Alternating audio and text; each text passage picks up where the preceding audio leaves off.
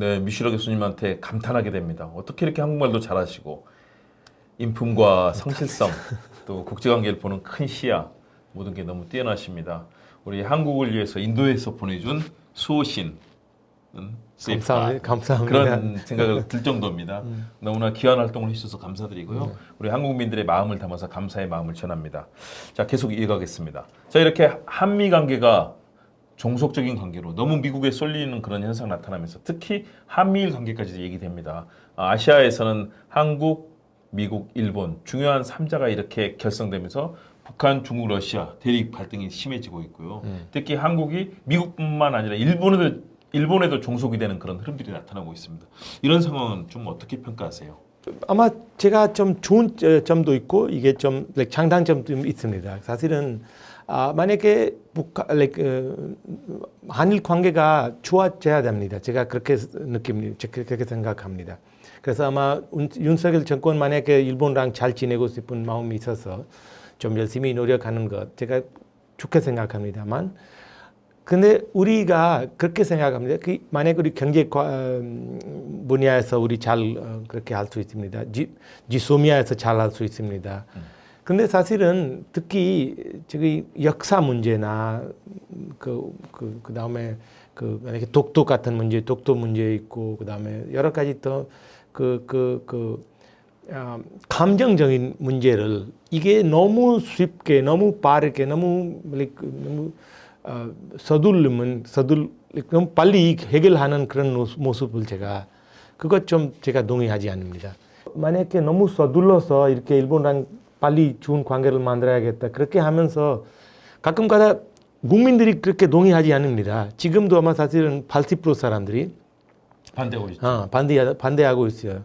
그래서 이런 상황에서 이게 만약에 한일 관계 좋게 만들려고 노력해도 만약 국민들이 같이 안 가면 이게 언제까지 갈 수 있을까 아니면 오래 갈 수 없을까 제가 그런 걱정합니다.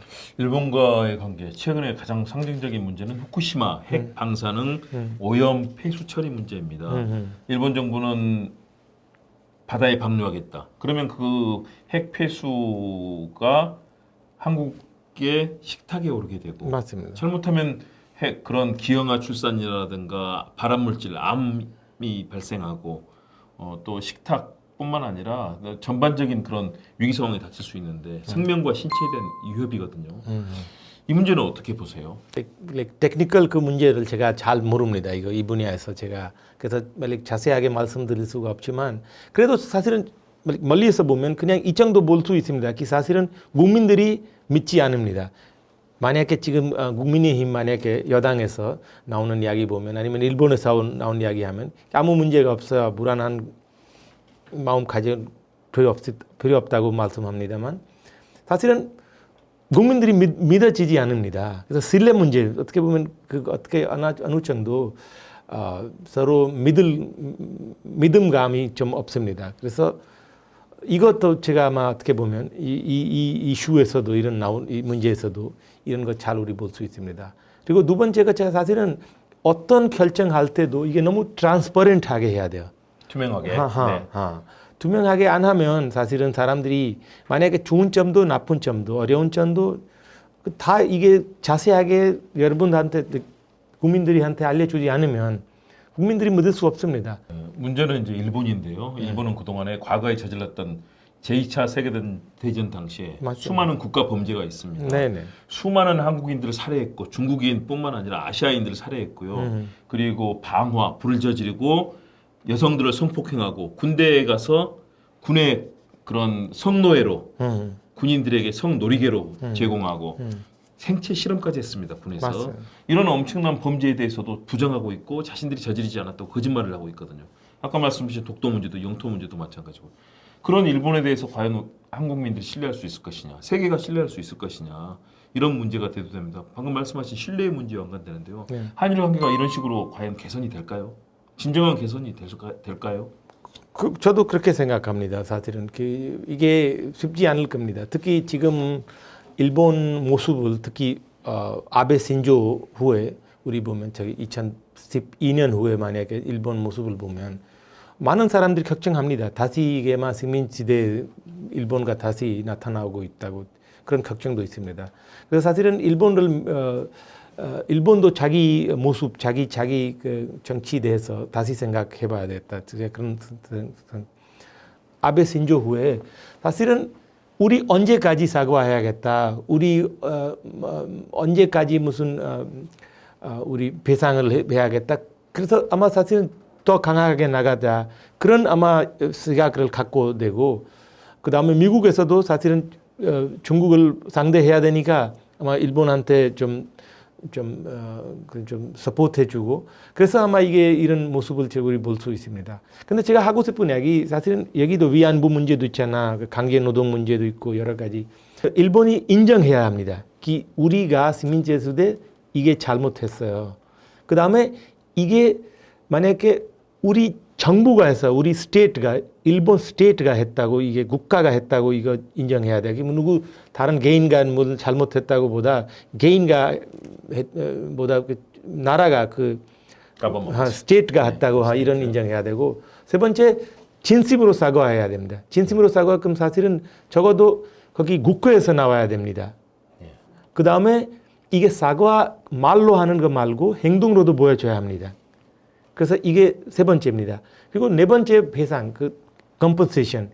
이게 제일 마지막입니다. 그래서 사실은 이게 네 가지 순서대로 안 하면 아마 일본 이미지가 좋아지지 않을 겁니다. 이렇게 어려운 아시아, 동아시아의 문제가 있습니다. 과연 이 속에서 우리 한국민들이 꿈꾸는 통일은 어떻게 외국인의 입장에서 통일이 가능할까요? 남북 관계도 이렇게 안 좋고 더 나빠지고 또 미일, 한미일, 북중러 계속 되기를 할 텐데요. 사실 통일이 가능해요?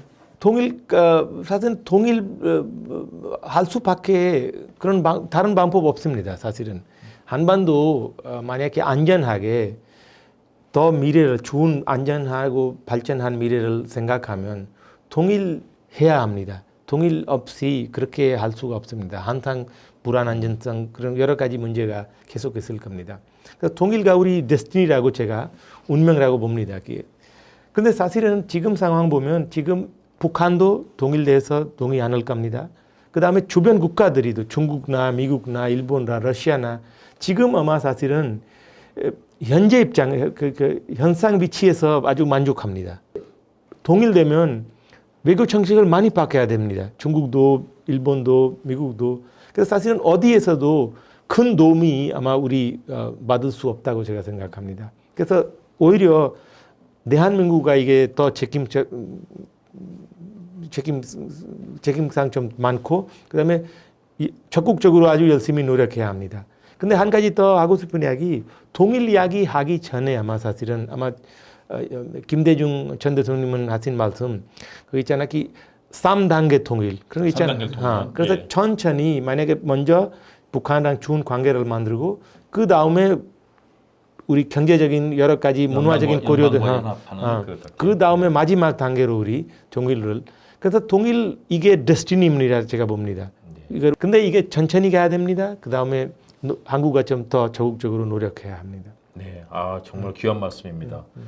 마지막으로 김대중 도서관에서 계셨잖아요. 네. 김대중 대통령 노벨 평화상까지 받은 그런 지도자입니다. 김대중 대통령 이렇게 옆에서 보시면서 어떤 지도자로 느끼셨는지 그리고 한국과 지금 세계는 어떤 지도자를 필요로 하는지 말씀해 주시면 감사하겠습니다. 김대중 대통령 전 대통령 아주 훌륭한 분이었습니다. 아마 그런 인물 제가 2007년 처음으로 한번 거의 2시간 정도 김대중 전 대통령 인터뷰 하신 적이 있습니다. 네. 그래서 여러 가지 말씀 듣고 그 다음에 사실은 이런 분들이 아마 제가 20세기 이야기했잖아. 이게 만약에 간디 네헤루 같은 이렇게 제가 한국 지도자 중에서 평가하면 아마 김대중 전 대통령님도 제가 그 수준으로 제가 생각합니다. 왜냐하면 이게 한국 분들이 가끔 가다 한국 민주화 운동 아니면 한국 남북 관계 좋아지게 그쪽으로 성공적으로 그 다음에 인권 문제 이런 문제로 한국에서만 활동하고 있는 느낌이 그런 생각을 갖고 있습니다만 사실은 아마 Foreign Affair 하나 저널에서도 1998년 하나 기사를 썼습니다. 민주주의가 우리의 미래입니다. 네.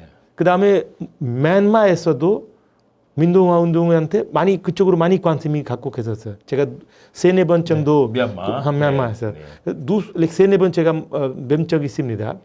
한번 그 발언도 제가 미얀마 민주주의에 대해서 아주 길게 아주 훌륭한 말씀하신. 그래서 이런 분들이 아마 사실은 우리 역사에서 아시아 역사에서 아주 중요한 인물입니다. 그리고 제일 마지막 하고 싶은 이야기 그분 하신 말씀 중에서 하나 제가 아직까지도 아마 남은 그 행동하는 양심 있잖아요. 그래서 이것도 우리 양심 갖고 있어야 돼요. 그리고 양심 갖고 있어도 우리 꼭 행동하면서 이게 우리 미래를 같이 함께 만들어야 갈 것. 그러니까 좋을 겁니다. 컨사이언스 액션이라고 해서 행동하는 양심. 전 세계 인류에게 보내는 사실 메시지죠. 맞습니다. 항상 깨어서 양심을 가지고 그렇지만 양심만 가지는 게 아니라 아는데 그치지 않고 행동하면서 민주주의와 세상을 위해서 헌신하고 보편적인 그런 가치를 만든다는 건데요. 맞습니다. 오늘 미슈라 교수님이 아주 귀한 말씀 해주셨습니다. 우리에게 너무나 친근하고 또 함께할 수 있는 정다운 나라 인도 또 그 가치를 아시아에서 함께 만들고 세계에서 함께 만들고 한반도에서 평화를 만들어서 같이 기여해야 된다. 그런 김대중 정신까지도 얘기를 해주셨습니다. 오늘 여러분들 보시면서 모두 미슈라 교수님의 팬이 되셨을 것 같습니다. 그래 저는 사실은 한국말 좀 못해서 아주 못합니다. 다음에 또 한국어를 열심히 배우고 만약에 다음에 기회겠으면 우리 다시 한번 뵙겠습니다. 네, 너무 겸손한 말씀이고요. 너무 잘하셨어요. 이 정도 의사소통할 수 있다는 것은 보통 수준이 아닙니다. 우리 한국을 사랑해 주시고 또 한국 부인도 사랑해 주시고 또 한국의 모든 가치와 앞으로의 삶에 대해서 사랑해 주실 우리 미슈라 교수님과 함께 귀한 시간 가졌습니다.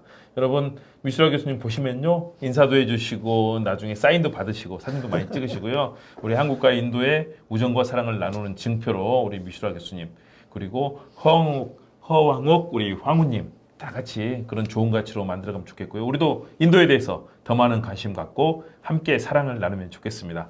여러분 이렇게 시청해 주셔서 고맙습니다. 김옥TV 시사 도민고 김옥 교수의 이슈 인도에서 오신 석학 미슈라 교수님과의 이야기 마치겠습니다. 여러분 감사합니다. 박수로 마치겠습니다. 감사합니다. 네, 고맙습니다.